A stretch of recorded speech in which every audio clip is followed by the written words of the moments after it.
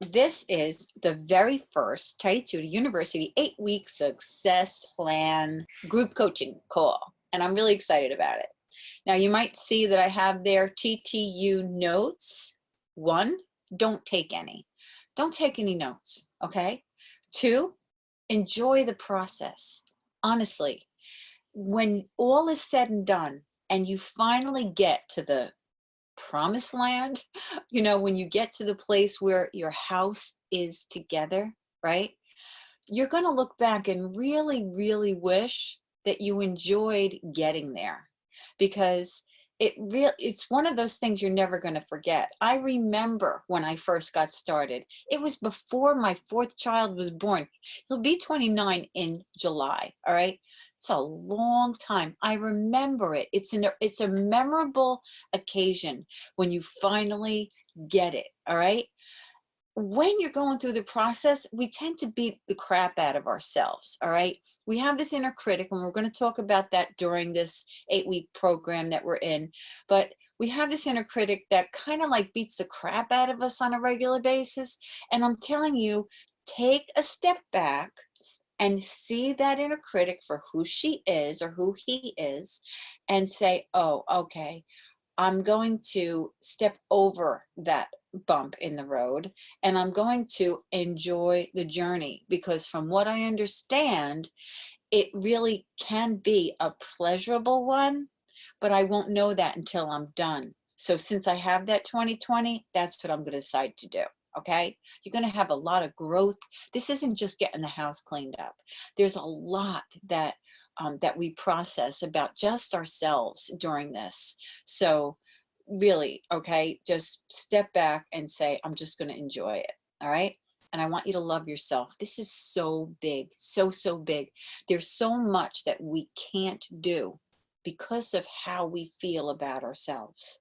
And we don't want any sabotaging things. There's going to be enough of that. And we will get into that as we go on.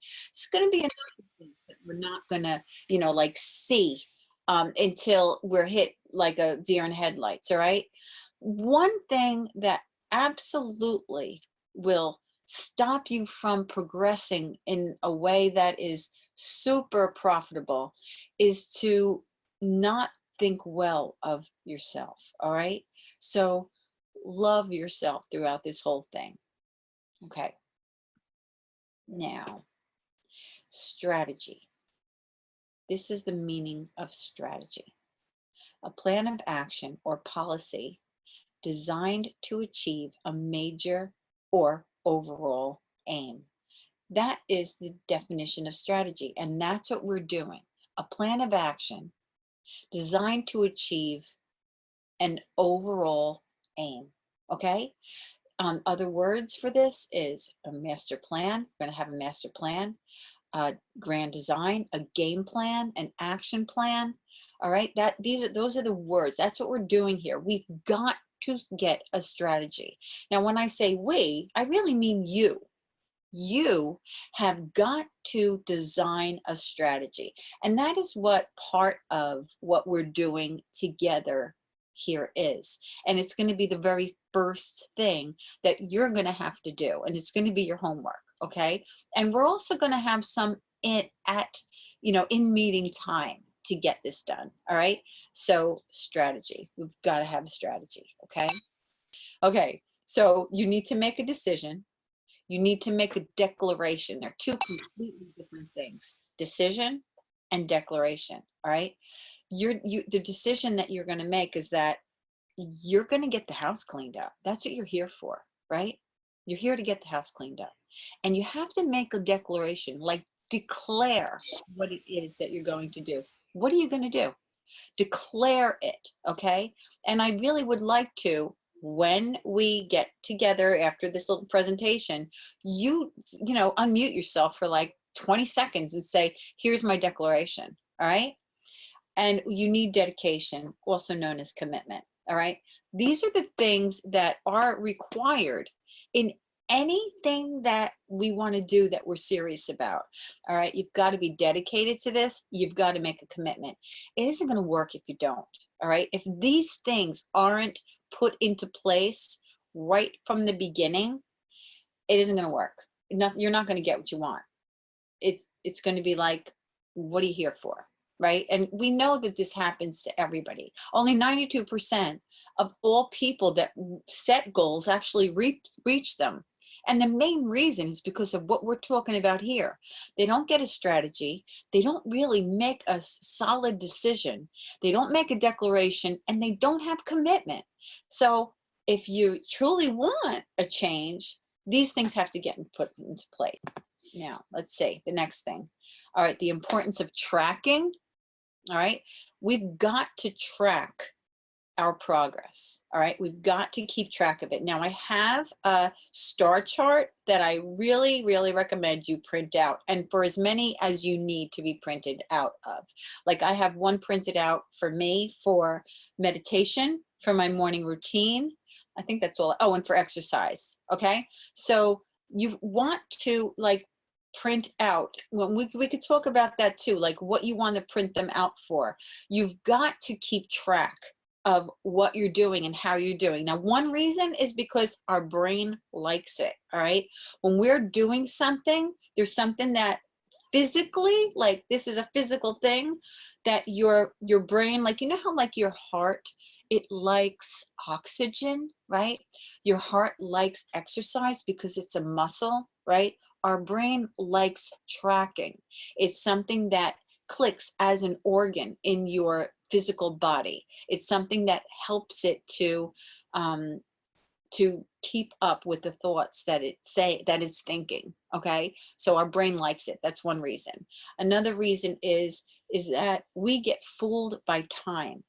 Now, if we're tracking something, we'll be able to actually see how long we've been doing it. Another thing, an example I can give you with this is that I have been committed to praying in the morning for many years, right? And journaling, right? Many years I've been committed to doing that.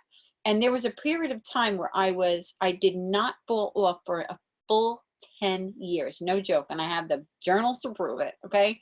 A full 10 years of waking up early, praying, reading, and journaling, all right? And so after I got divorced, kind of like shit hit the fan in my life. It's part of my language. I'll try to be careful. I know that some of you listen with children, and I'll try to be careful of my words. So I just got off kilter quite a bit, and I noticed that, oh, gosh, you're not reading anymore in the morning. You've gone days and days without reading. And then I would recommit, right, and say, I'm going to do this again. And somehow it just wasn't as faithful as it was for those 10 years. One thing may have been that I did have a spiritual partner that I partnered with in the morning, so that could have something to do with it. But regardless, what's the difference? And my point is that I would write and then not write, right? And then I would say, oh my God, it's been so long. You've been screwed up for so long. Look at how you're not doing it. And then I would look at the journal, and it was only 2 days ago. And I was faithful for 7 days before that. See what I mean? Like we have this warped perception of time in many different areas in our lives. And so one of the reasons that we want to track is so that we could be very clear and see what we actually are doing. Okay. Another thing is that we will see our patterns, because if, say, you have a star colored in for today, tomorrow you have no star color. Now, for any of you that don't understand what the star chart is, I'm sorry, let me explain. It is here. I can, like, in a second, let me get this. This is one that I have. Wait 1 second. I just spilt my tea. Now, can you see it? Okay, so that's what a star chart is. And this one happens to be in a frame that I have hanging on my wall. And what I used to do, as you can see here, let me put my tea down. What I used to do, but actually what I still do, because it's still in there, but this is what I'm going to do next. I have it in glass so that I can just color on. See, like, you see how they're, and the reason for the colors, there's no colors because they're, the colors don't mean anything except that it's more fun to see more than one color. That's the only reason why they're more color. But it's in glass, so if I wanted to, I could just erase it off and then do and then do it all over again. But this is what I've discovered. I like to keep the track of how long I've been doing it, how faithful I've been. And this is not necessarily for everybody, but what I'm going to do is I'm going to take the glass out and just have it in there, and I will have it still hanging up so that it's in my face. All right. But I'm going to color right on the paper and then take it out, 3-hole punch it, stick it in my binder so that I have a record. Okay. So that I have a record of my progress. All right. Now I could take a picture of it if I wanted to, and then, just put it in a folder and have that. So, it all depends on, a little old school with paper or without paper. So this is what a star chart is. There's 10 days. So there's 30 of these. So we want to do our goals 10 days at a time. And we want to document what we're doing and what we're not. So when you do it, you color it in. When you don't do it, you put an X on it. And this way you get to see actually what you're doing. All right. So you did it for 3 days, color, color, color, not the 4th day, X. You did it for another 2 days, color, color, not the 3, 4, 5, 6 day, you put an X. Now we don't want to see a whole bunch of X's, okay? If you've done what we've said in the beginning of this, made a commitment, made a declaration, you've gotten yourself the commitment and the dedication. If you're seeing lots of X's, or at least a majority of X's, then you've got to go back and say, okay, I really did not make a decision, because you will do what you're committed to. You will not do what you're not committed to. All right. All right. So now I'm going to share the screen again. The CR patterns thing is all about, having it that you'll be able to see, oh, look, it's like, you don't have to think that you're going to be like saying what you're going to see that's bad about you or anything like that, right? You'll just see your pattern so that you could recognize, oh, this is what I do. Okay. And also you'll be able to see, oh, wait, every single weekend I fall off. So instead, what you could do is adjust your goal so that you don't fall off. It's exactly what you're going to do. Like, look at what I said about my morning routine. I used to have my morning routine, the same routine, 7 days a week.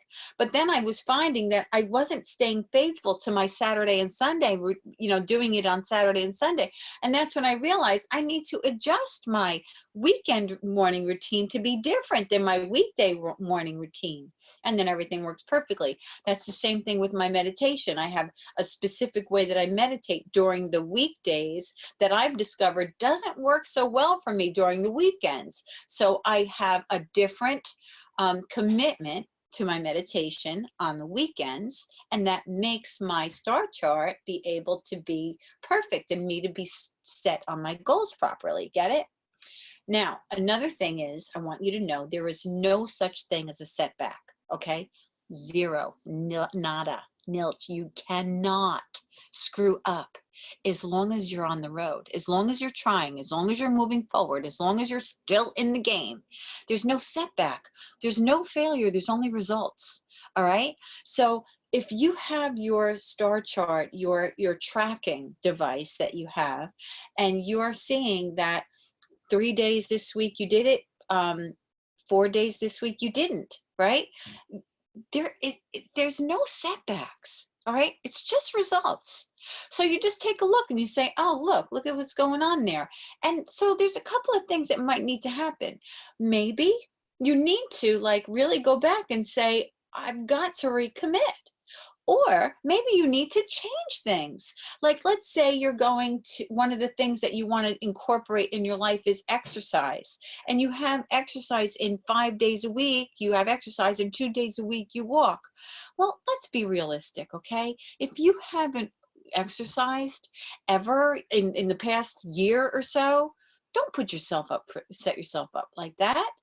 You'll go for a walk 3 days a week. Do that for 30 days. Okay. Go for a walk 3 days a week for 30 days. Next time, add in 2 days a week of exercise. See what I mean? And you'll also be able to see that maybe you need to address your morning routine. Say one of the things that you're doing, which of course you will be doing, is a morning routine. It's kind of the basis of everything that we do. And your morning routine isn't working, or you're not doing it, don't look at yourself like there's something wrong with you. Look at your morning routine and adjust it to what you will do, okay? And even when you do out and out blow it, right? Just take a look at it. Oh, look, put the X there and move on to the next day. Because if you're still in the game, you're going to win. All right. It's when you bail. All right. If you don't fold, you can't lose.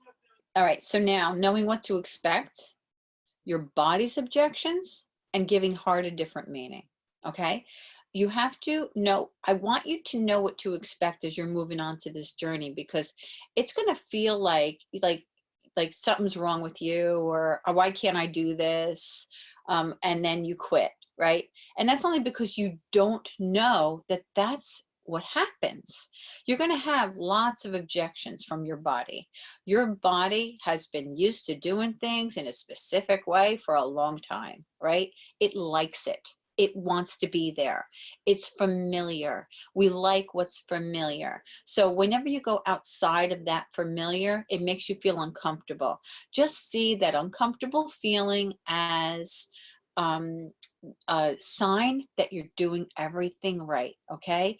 And we don't have to go any more into this on this session at all. We are going to go into it more and more as we move on, but just as long as you know right now that when you get started this next week until we meet next week, the beginning, we might, because it's very exciting, and whenever we start something new, we're excited about it. Because of that, you may not have a lot of objections because of that adrenaline of feel good that you have for getting started on something that you're excited about. But towards the end, maybe, maybe on the 6th day or the 4th day or something, you might start to be like, "Oh, screw this. I don't really have to do this." And that's just your body tricking you into thinking that you don't have to, because of its objection, that it doesn't want you to change. All right. And even if you start thinking anything negative of how you're not going to be able to do it, or all of that stuff, it's normal. It's what happens. So just be aware of that and just keep going. All right. Just keep going, and just, tell yourself that's just a thought. I'm not my thoughts. That's just the thought. And then do it anyway. All right. And we will get into this way more as we move along, and it's going to help you even further. Okay. And another thing I want you to do is give hard a different meaning, because it's good. Hard. It's going to feel hard because you're going against everything that you normally did, and the body doesn't like change. So it's going to be, kind of like screaming about it and trying to tell you to go back to doing the old way of things and everything. "I'll do it later. You don't have to do it now. Oh, come on. This isn't a big deal. Aren't you so tired? You worked so hard last night." Yeah, and so did Miss Smith from across the street, worked just as hard as you did. And Miss Smith has the same lifestyle that you do. And Miss Smith has the same children and the same disability and the same blah, blah, blah that you do. And Miss Smith manages to put her dishes away after, when she wakes up in the morning, or clean up after dinner every single time. So you're going to get these things that it's going to sound to you like they make so much sense. Okay. And it's going to feel hard. What I want you to do is give hard a different meaning. Give hard the meaning that you would give to when you're worked out at the gym and you got done and you're sweating and you look like you really have been through something, because your hair's even dripping and your muscles hurt and you're trying to step up a curb and you feel like your legs are spaghetti. That feels amazing. You don't ever say in that point in your life when you're doing that kind of a thing, you don't ever say to yourself, "Oh my God, that was so hard. I have to quit." You say, "Holy mackerel, look at how I feel. Oh my God, look at me. I'm so cool." That's what you say. And that's what you have to give the respect it deserves to you doing this work. So when you're doing the dejunking, when you're, like getting that energy up to clean up after dinner because you're so tired. Give that meaning like, like your Rocky Balboa jumping up those stairs in Philadelphia, okay? That you're on the top of those stairs, your arms are up in the air when you're done putting those last dishes away, and you are freaking jumping up and down like what the hell you did, okay? If you give the heart a different meaning, it's going to make all the difference in the world. Okay, this is another thing we need to discuss is identity. In psychology, identity is the qualities, beliefs, personality, looks, and or expressions that makes a person, self-identity, or group, particular social category or social group, a psychological identity. Relates to self-image, one's mental mode of oneself, self-esteem, and individuality. So the big deal about identity is that it is who you believe that you are. We can never move past the version of ourselves that we believe we are. You might be able to get the house cleaned up. You might be able to get yourself physically fit. You might be able to um, learn how to be an actress, right? Where you've taken some sort of a, ad lib. Is that ad lib? Does that make sense? Class or something. But if in your identity you're a slob, if in your identity you're a loser, well, you're a loser. You're never going to be able to do that. So what? You took that class. Nobody's going to pay attention to you. See what I mean? If in you get the house cleaned up and in your identity you're a slob, you're lazy, you're unmotivated, if in your identity that's who you are, then when something comes across your path that's going to derail you, you're going to fall right back into what you did before. And why is that? Because it's who you believe you are, right? It's who we can't go past who we believe we are. And who we believe we are is not who we are. It's who we've been programmed to believe that we are, based on what other people have told us, based on the circumstances in our life, based on the family that we have, based on so many things. But it isn't who you are, is who you want to be. All right. And we're going to definitely go into this more and more. All right. But it's something that's very important for us to get started with, where I want you to see yourself as, who is it that you want to be? What are the qualities that you want to have so that you can achieve what it is that you want to want to achieve?